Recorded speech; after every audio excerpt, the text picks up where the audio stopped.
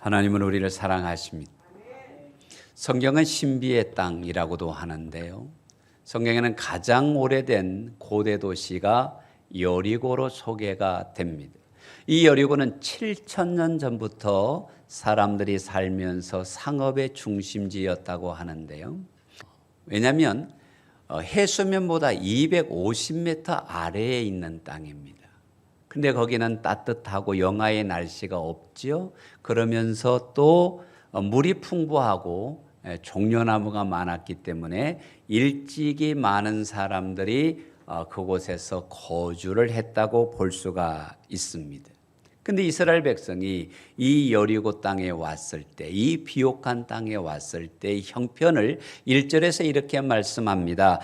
이스라엘 자손들로 말미암아 여리고는 굳게 닫혔고 출입하는 자가 없더라. 그렇죠. 수백만의 사람들이 길갈에 진을 치고 여리고를 침략하려고 할 때에 그들은 두려워서라도 성문을 닫고 그렇게 출입할 수가 없었던 것이지요. 이스라엘 백성이 점령해야 되는 이 여리고 성은 학자들의 견해의 발굴을 보면요, 둘레가 약 6km 정도가 되는 약 6,000평 이상의 성이었다고 하는데요. 6,000평이 이해가 잘 안 되면 여러분이 다녔던 중고등학교의 2배 정도로 생각을 하시면 되겠습니다. 근데 20m 언덕 위에 성벽이 7.5m였고 성벽이 내벽과 외벽으로 되는데 그 두께가 6m였고 그 간격이 3.5에서 8m가 벌어져 있었는데 이것이 연결되어 있었다고 합니다. 그러니까 4차선 도로와 같은 성벽이 여리고 성이었다라고 여러분들이 이해를 하시면 됩니다. 이 성이 얼마나 웅장하고 거대하고 철옹성 같았던지 12 정탐꾼이 가나안 땅에 와서 본 성이 여리고 성인데요. 민수기에서 이렇게 말합니다. 그러나 그 땅 거주민은 강하고 성읍은 견고하고 심히 클 뿐 아니라 거기서 아낙 자손 용사들을 봤습니다. 너무 큰 성이었어요. 견고한 성이었습니다. 그런데 하나님이 가나안 땅을 정복하기 위해서 제일 먼저 이 여리고 성을 무너뜨리라라고 말씀하고 있는 것입니다. 저는 묵상하면서 왜 하필 이 견고한 성일까? 그것은 여러 가지 이유가 있지만 이 여리고 성은 가나안 땅으로 들어가는 관문입니다. 여리고 성을 통과해야 합니다. 또 하나의 이유는 처음 문에서 가장 강력한 적을 무너뜨리면 이스라엘 백성들에게 믿음이 더해지고 자신감이 생기고 그 어떤 지역이라도 정복할 수 있기 때문에 하나님께서 첫 번째 시험에서 가장 강력한 적을 이기도록 말씀하신 것이지. 그러나 그들에게는 두려움의 성이었을 수 있습니다. 어떻게 보면 이 코로나 천국을 지나면서 우리도 남몰래 고민하는 여리고 성들이 있을 수 있습니다. 어떤 사람은 건강에 문제가 있어서 건강의 여리고 성이 크고 견고하여 두려움을 느낄 수도 있고, 많은 영세 상인과 상공인들이 참으로 이 코로나로 인해서 직장의 여리고성, 사업의 여리고성을 느끼고 있는 시대이기도 합니다. 난공불락의 문제가 올 때 우리는 어떤 마음을 가져야 할까요? 주님은 말씀합니다. 너의 짐이 수고하고 무거우냐? 다 내게로 나오면 내가 너희의 짐을 져주리라. 어떤 인생의 여리고가 있든지 직장이든지 건강이든지 사업이든지 물질이든지 내 인생의 여리고가 있다면 내 짐을 져주시는 주님 앞에, 십자가 앞에 나아가 하나님의 은혜를 구하시기를 바랍니다. 하나님, 나는 힘이 없으나 하나님은 위대하시기에 나의 아버지가 되시기에 빈손 들고 왔습니다. 은혜 누리게 하옵소서. 여리고가 무너지게 하옵소서. 할렐루야. 이런 적과 꿀이 흐르는 믿음을 갖기 위해서 우리에게 첫 번째로 필요한 믿음이 무엇이냐? 하나님의 약속을 신뢰하라라는 것입니다. 하나님을 신뢰하라. 그 말씀을 신뢰하라. 하나님의 약속을 신뢰하라. 성도 여러분, 성경이 무엇입니까? 하나님의 약속입니다. 하나님의 메시지입니다. 이 메시지를 우리가 신뢰할 때 그 말씀이 우리 안에 이루어지는 줄로 믿으십시오. 이스라엘 백성에게 약속하십니다. 2절이지요. 여호와께서 여호수아에게 이르시되 보라, 내가 여리고와 그 왕과 용사들을 내 손에 넘겨 주었으니.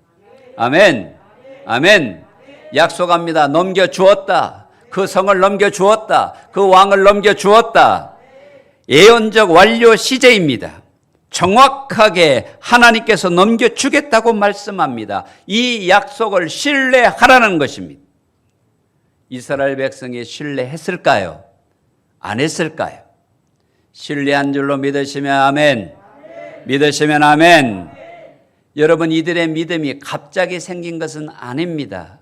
믿음이 점차 계단처럼 높아지고 믿음이 누적된 것을 볼 수가 있는데, 여러분, 아브라함을 부르셨을 때 하나님께서 하신 약속이 창세기 13장에 분명하게 나옵니다. 그에게 눈을 들어 동서남북을 바라보라.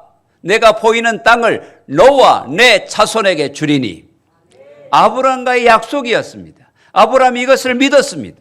그뿐만이 아닙니다. 이삭에게도 하나님께서 약속을 하십니다. 창세기 26장이지요. 내가 이 모든 땅을 너와 내 자손에게 주리라. 이삭에게 계승되었습니다. 그 믿음은 다시 야곱에게로 승계가 됩니다. 28장 13절이지요.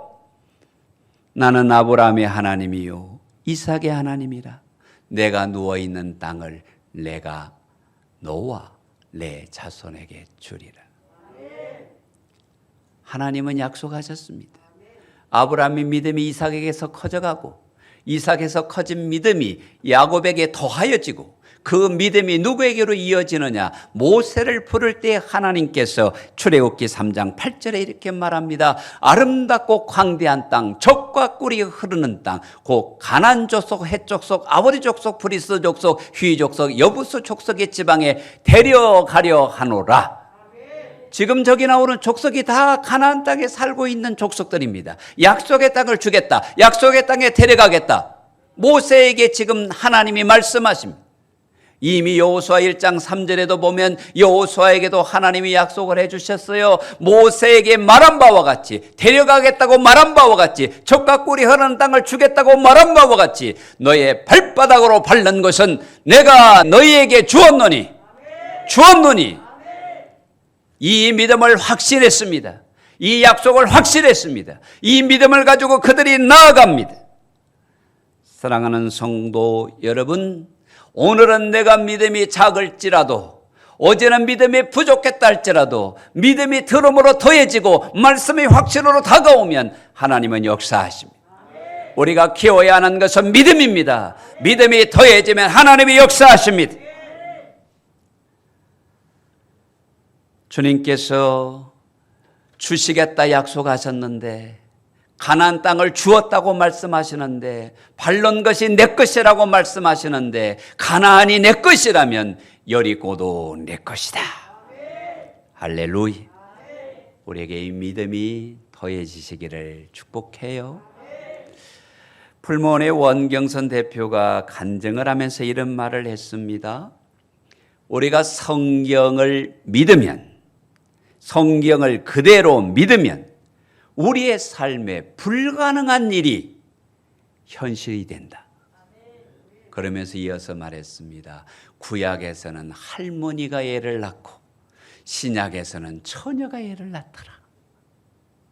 주님이 말씀하십니다. 믿음대로 될지어다. 믿음대로 될지어다. 우리가 믿으면 할머니도 이삭을 낳고 마리아도 예수님을 낳는 것처럼 믿음이 더해지면, 믿음이 쌓여지면, 믿음이 누적되면 하나님의 영광이 나타나기 때문에 그 믿음 갖게 되시기를 바랍니다. 이런 믿음을 가진 사람들은 기다릴 줄을 압니다. 여러분, 이스라엘 백성이 이 6km가 되는 여리고 성을 돌았어요. 그거 아무리 천천히 돌아도 2시간이면 한 바퀴 돌 것입니다. 하루 24시간 중에 2시간 돌고 나머지 22시간은 기다렸습니다. 근데 몇 바퀴를 돌았습니까? 7일 동안 13바퀴를 돌았습니다. 돌고 나서 기다린 것입니다. 하나님이 역사할 때까지, 하나님의 은혜 주실 때까지, 하나님의 기적을 보여주실 때까지. 믿음은 하나님을 신뢰하면 하나님의 역사할 때를 기다려라. 13바퀴를 반바퀴 돌았을 때 역사가 일어난 게 아닙니다. 완전히 돌았을 때 역사가 일어나는 것입니다. 하나님의 때가 되면, 하나님의 은혜의 때가 되면 하나님은 일하십니다. 일하실 수 있도록 우리가 기다려 줄 아는, 믿음을 가지고 기다릴 줄 아는 복된 신앙이 됩시다. 할렐루야. 우리에게 영적인 결과가 일어나기 위해서는 하나님을 신뢰하고 약속을 신뢰하고 그 약속을 기다리고 믿음으로 바라보면 하나님은 은혜 주십니다. 은혜 주십니다.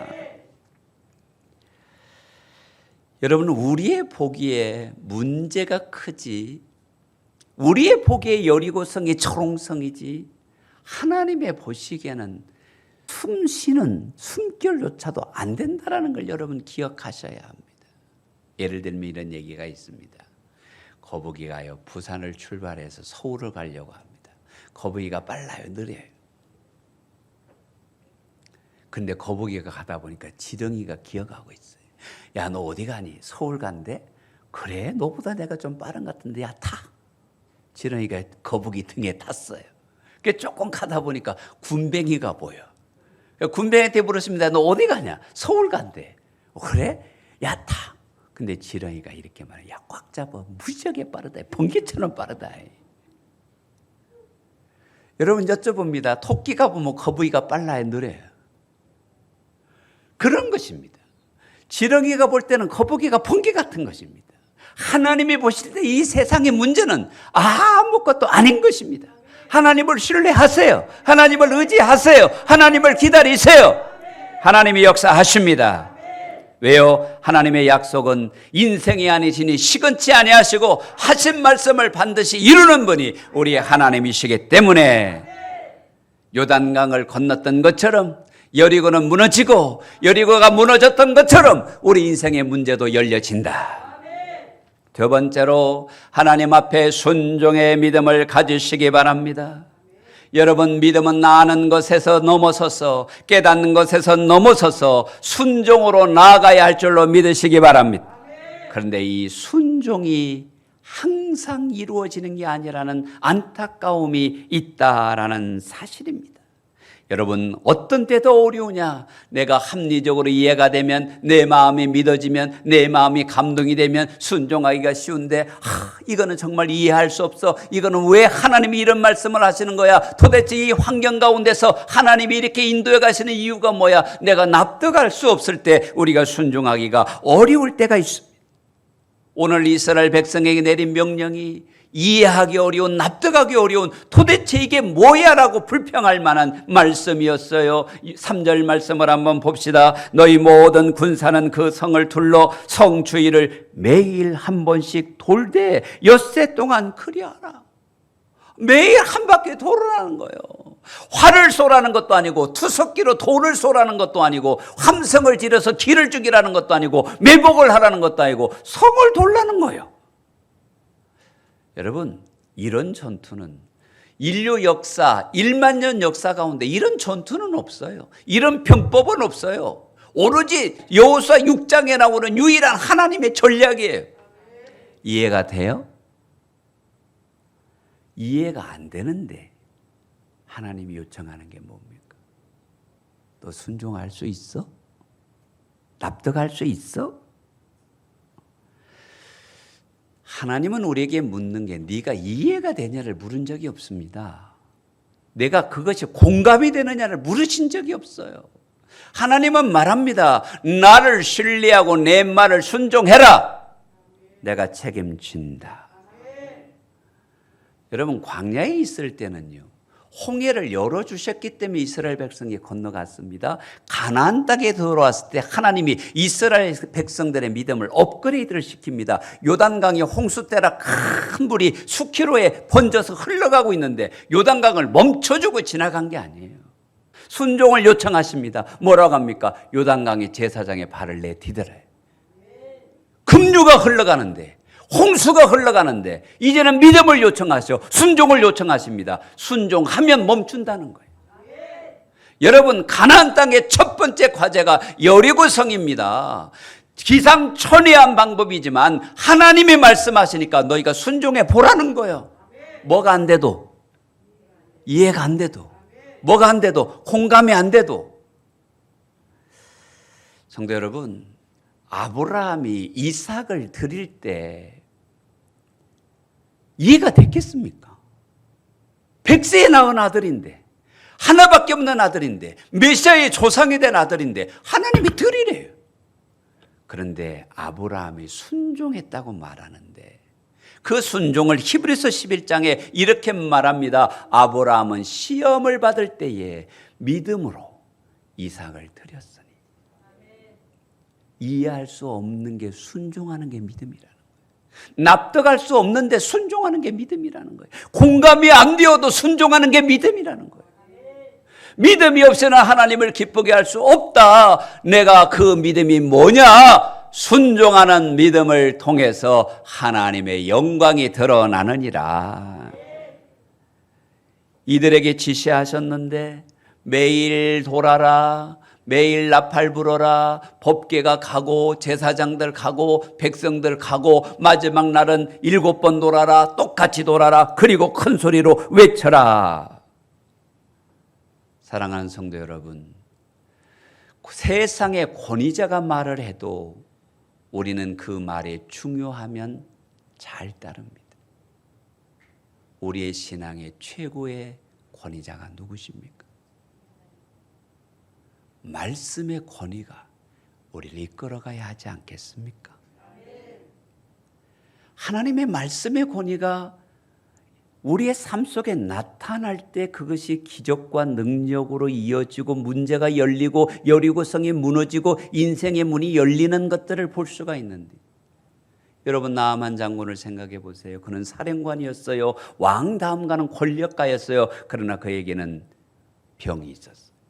병을 치료받기 위해서 가나안 땅에 왔습니다. 엘리사 앞에 왔습니다. 근데 엘리사가 나와서 절하면서 어서 오세요, 환영하고 잔치 열어주고 손에 뭐 안수기도 해주고 치료해 줄 줄 알았는데 문도 안 열어보고 요단강에 가서 7번 씻어라. 이 사람 마음에 공감이 안 됩니다. 이해가 안 됩니다. 어떻게 나를 이렇게 대접하느냐. 아람의 사령관인데, 우리나라 땅의 물은 더 맑은데, 그 강은 더 아름다운데 그걸로는 역사가 일어나지 않아요. 불평이 돼도, 이해가 안 돼도 요단강에 가서 7번 씻을 때, 5번 아니에요, 6번 아닙니다, 7번 씻을 때 그 피부가 어린아이처럼 깨끗해졌어. 씻는 게 뭐예요?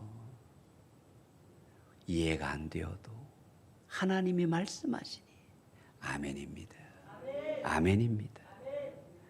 여러분, 가나안의 혼인잔치를 생각해 보세요. 포도주가 떨어졌습니다. 예수님의 어머니 마리아가 하인들에게 말합니다. 예수님이 뭐라고 말씀하시든지 그대로 해라. 그대로 해라. 그대로 해라. 물동이를 채워라. 물을 떠서 갖다 주어라. 그대로 하니 맛보지 못한, 연회장에 지금까지 맛보지 못한 물이 변하여 포도주가 된 하나님의 기적이 나타나는 것입니다. 문제가 해결되었습니다. 염려가 해결되었습니다. 여러분의 인생의 염려가 열려지기를 원하십니까? 문제가 해결되기를 원하십니까? 하나님의 말씀에 순종하시기 바랍니다. 아멘 하시기 바랍니다. 무너지지 않을 철원성이 무너진 이유가 무엇입니까? 그들은 하나님의 말씀하셨으니 그 말씀대로 그대로 했더니 하나님이 무너뜨리더라. 하나님이 열어주시더라. 여러분, 아무리 많이 알아도 순종하지 않으면 안 된다는 거예요. 현실적으로 이야기해 볼까요? 여러분, 가족 사랑하시죠? 이뻐해 주고 싶죠? 좋은 말 하고 싶죠? 한 대학에서 학생들에게 교수가 레포트를 이렇게 질문을 했답니다. 설문을 했답니다. 네가 5일만 살 수 있다면 뭘 하고 싶은가를 한번 말해봐라. 그때 나온 것들이 몇 가지가 있는데 나는 주변에 있는 사람들에게 고마웠다고 사랑하겠다고 말하고 싶대. 어떤 사람은 오늘 그 떨어지는 태양의 이 석양을 보면서 인생의 마지막을 즐기고 싶대. 어떤 사람은 내가 실수한 사람에게 찾아가서 용서를 빌고 싶대. 교수가 그랬답니다. 지금 해라. 오늘 해라. 마지막 5일 남겨놓고 하려고 하지 말고 지금 해라. 여러분, 믿음이 무엇입니까? 다음에 하겠습니다, 내년에 하겠습니다가 아니라 말씀하시는 이 순간, 감동 주시는 이 순간, 성령님께서 내 마음을 움직이는 이 순간, 아멘하는 그 순간 순종합시다. 할렐루야. 여러분, 그리할 때 하나님이 생각지 아니한 방법으로, 기대치 못한 능력으로 열어주십니다. 그래서 사람의 마지막은 하나님의 시작이라고 고백하는 것입니다. 히브리서 12장 15절을 보면 하나님의 은혜에 이르지 못하는 자가 없도록 하라는 말씀이 있는데, 이것에 은혜 받은 카일 아이들먼이라는 분이 은혜가 더 크다라는 책을 썼어요. 은혜가 더 크다. 한번 화면을 보시면 하나님의 은혜가 어떠냐면, 여러분이 앞에를 한번 읽어주시겠어요? 시작. 하나님의 용서가 훨씬 크다는 거예요. 우리가 아무리 죄를 지어도 하나님 앞에 나오면 용서받지 못할 죄가 없어요. 또 하나님의 자비가 훨씬 더 큽니다. 우리는 부족해요, 실수해요, 연약해요, 부끄러움이 있어요. 그러나 하나님의 자비하심은 하늘을 두루마리 삼고 바다를 먹물 삼아도 다 기록할 수 없는 사랑이 은혜인 줄로 믿으시면 아멘. 또요, 하나님의 치유가 더 큽니다. 아무리 내가 외면받았어도 오해받았어도 상처받았어도 하나님은 능히 우리의 가슴을 싸매어 주시고 치유해 주시고 은혜 줄 수 있는 분이 우리 아버지세요. 또요, 하나님의 화해가 더 큽니다. 또요, 하나님의 평안이 더 큽니다. 그럼요, 아무리 낙심해도 위로부터 오는 평강의 은혜의 강물이 흐르면 근심이 떠내려가고 염려가 떠내려가고 분노가 떠내려가고 하늘 곡조의 찬양이 흘러나게 되는 것이 하나님의 은혜 아닙니까? 우리의 연약함보다 하나님의 능력이 더 크고 우리의 절망보다 하나님의 소망이 훨씬 더 큰 것이 하나님의 은혜입니다. 하나님을 신뢰하십시오. 그분의 인도하심에 순종하십시오. 은혜를 경험할 것입니다. 이해가 되지 않는 말씀 중에 하나가 양강나팔을 불어라 그랬습니다. 4절 말씀을 한번 봅시다. 제사장 7번 7 양강나팔을 잡고 언약궤 앞에서 나아갈 것이요 7째 날에는 그 성을 7번 돌며 그 제사장들은 나팔을 불 것이며. 자, 여러분, 이 상황에서 하나님이 요청합니다. 나팔을 부르라는 거예요. 나팔을 부르라. 자, 나팔을 부르면 무슨 소리가 들리겠어요? 나팔 소리가 들린다는 거예요. 제가 시청각을 위해서 이스라엘에서 사온 나팔을 하나 가져왔습니다. 이게 양강 나팔입니다. 이건 가장 작은 나팔인데요. 이렇게 입에 대고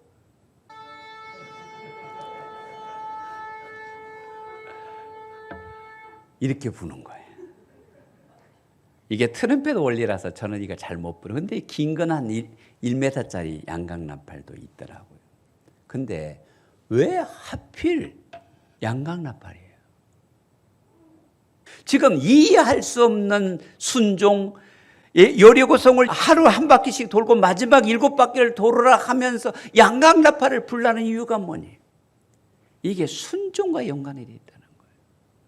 여러분, 아브라함이 이삭을 하나님 앞에 번제로 드리려고 순종했을 때 뭘 예비하셨죠? 양을 예비하셨어요. 하나님께 순종하니 하나님이 역사하셨지? 양을 예비하셨지? 이스라엘 백성의 양강나팔 속에는 아브라함의 순종의 기억이 있는 거예요. 오늘 또 우리가 순종함에 나팔을 불면 하나님은 살아계셔. 하나님은 역사하셔. 하나님은 은혜 주실 거야. 모든 절기 때마다 나팔을 불며 하나님을 기억했던, 하나님의 은혜를 기억했던 이스라엘 백성들이 오늘 양강나팔을 불며 우리가 순종할 때 어떤 은혜 주실까? 우리 나팔 소리를 다시 한번 들어볼까요?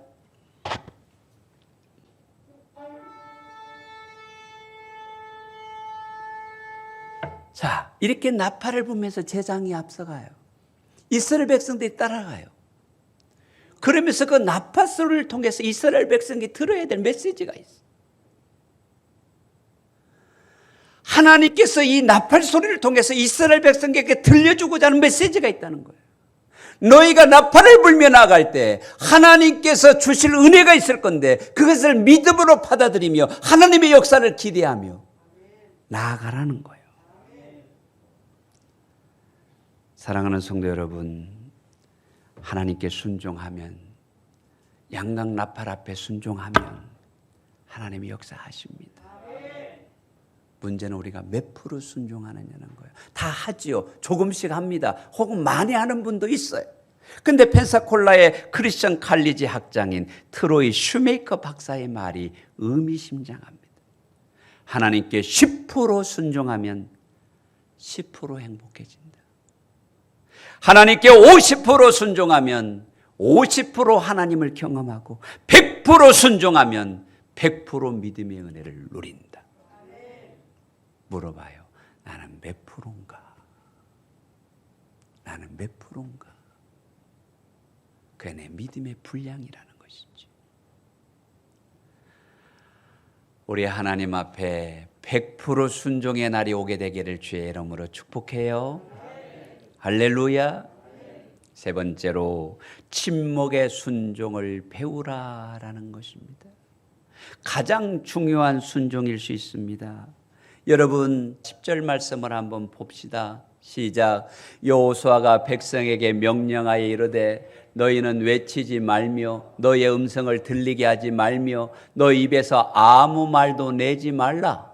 그리하다가 내가 너희에게 명령하여 외치라는 날에는 외칠지어다. 자, 세 가지가 나와요. 성경을 봅시다. 외치지 말고, 음성 말하지 말고, 아무 소리도 내지 말라는 거예요. 뭐 할 동안? 여리고성을 돌 동안. 이게 하나님이 직접 주신 메시지보다 저는 여호수아가 더 강력하게 외치는 것 같아요. 그 이유가 뭔지 아십니까? 40년 전에 자기가 이 땅에 왔어. 12명과 함께 왔어. 이 거대한 성을 보고, 크고 견고한 성을 보고 우리는 메뚜기 떼 같다고. 그 말 때문에 그들은 40년 동안 다 죽어갔어. 여러분 생각을 해보세요. 이스라엘 백성들이요, 수십만 명이 이걸 돌면서 야, 우리가 뭐 하는 짓이야? 이 떼 앞에서 돈다고 돼? 돌다가야 돌겠다. 야, 그런 말 할 수 있지 않겠어요? 야, 도대체 여호수아 저 사람은 사령관으로서 이게 뭐 하는 짓이야? 이런다고 되겠어? 그 불평이 전염병처럼 번져갈까 봐, 그 공동체를 무너뜨릴까 봐, 다시 이스라엘 백성들이 하나님 앞에 벌을 받을까 봐, 야, 말하지도 마, 아무 소리도 내지 마, 음성도 들리게 하지 마. 하나님의 나팔 소리를 듣고 하나님께 집중해. 그게 여호수아예요. 여러분 기억해야 됩니다. 교회가요, 이걸 적용해 보세요. 불만하지 마라 이 말이에요. 불평하지 마라 이 말이에요. 교회 공동체를 무너뜨릴 수 있다는 거예요. 나의 불평 한마디가 우리 교회를 무너뜨릴 수 있다는 거예요. 부정적인 말, 불평하는 말, 광야에서 너희가 그렇게 죽을 고생했는데 나쁜 말 하지 마라, 원망하지 마라, 불평하지 마라, 부정적인 얘기 마라, 믿음 없는 얘기하지 마라. 우리 교회가 건강한 교회가 되려면, 하나님의 능력을 경험하는 교회가 되려면 불평을 벗으세요. 원망을 벗으세요.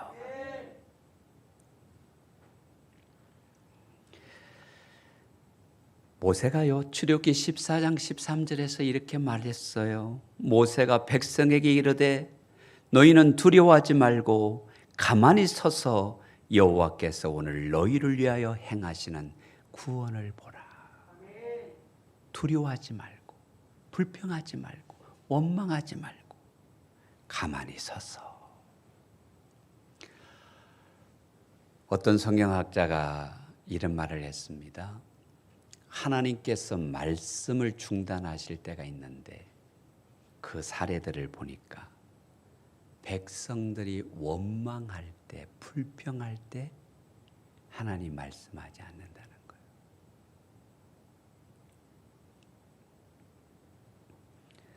원망하면 하나님이 일하지 않으세요. 침묵을 배워야 돼요. 가만히 서서 두려움 가운데 가만히 서서 하나님의 구원을 보라. 피타고라스가 그랬습니다. 침묵하라. 그러지 못하겠거든 침묵보다 더 나은 말을 하라. 침묵하라는 거예요. 근데 침묵 안 하려면 믿음의 말을 안 하는 거예요. 은혜의 말을 하라는 거예요. 헨리 나우인이 이런 말을 했습니다. 침묵은 단지 입을 다무는 것이 아니라 하나님으로부터 말하는 법을 배우는 것이다. 자, 하나님으로부터 말하는 것을 여호수아가 말합니다. 내가 사인을 주면 외치라. 20절 한번 보세요. 이에 백성은 외치고 제사장들은 나팔을 불매 백성이 나팔 소리를 들을 때에 크게 소리 질러 외치니 성벽이 무너져 내린지라. 뭐라고 외쳤을까요? 와! 그랬을까요? 여리고야 무너져라. 여리고야 열려져라. 여리고야 무너져라. 성도 여러분, 힘들다, 죽겠다, 못 살겠다, 안 된다 하나님의 용어가 아닙니다. 실패다, 나쁘다, 잘못한다 아닙니다. 하나님은 말씀합니다. 열어주리라, 무너뜨리리라, 함께 하리라. 잘 되고 있습니다. 은혜 가운데 있습니다. 성도 여러분, 믿음의 말을 하세요. 불평은 침묵하고 원망은 침묵하고 믿음은 외치세요. 여호수아에게 주신 말씀이 여호수아 1장 8절을 보면 이 율법책을 내 입에서, 머리에서가 아닙니다. 가슴에서가 아닙니다. 내 입에서 떠나지 말게 하며. 우리는 늘 무슨 말을 안 합니까? 성경을 말하는 겁니다. 은혜를 말하는 겁니다. 진리를 말하는 겁니다. 간증을 선포하는 겁니다. 그러면 형통하리라. 이스라엘 백성이 그 말대로 했어요. 무너져라! 열려라! 외치라는 거예요. 그랬더니 성이, 그 견고한 성이 무너져 내리더라. 할렐루야. 사랑하는 성도 여러분, 기억하셔야 됩니다. 여리고야 무너져라. 문제야 무너져라. 인생의 장애물이여 무너져라. 내가 당하고 있는 고통이여 무너져라. 내가 당하고 있는 상처여 떠나가라. 외치세요. 주님의 이름으로 선언하세요. 믿음으로 선언하세요. 하나님이 역사하십니다. 부산의 약한 영들은 무너져라. 닫힌 문들은 열릴지어다. 복음의 문은 열릴지어다. 백향목도리가 쓰임받을지어다. 할렐루야. 이 믿음이 외치는 믿음이지요. 교회는 하나님의 은혜를 전하는 통로입니다. 성도는 그 은혜를 세상에 외치는 믿음의 입이 되어야 합니다. 믿음의 삶이 되어야 합니다. 사랑하는 성도 여러분, 하나님을 신뢰하십시다. 믿음으로 순종하십시다. 침묵할 줄 알고 외칠 줄 아는 자가 되어 모든 것들이 주님의 이름으로 열려지기를 주님의 이름으로 축복합니다.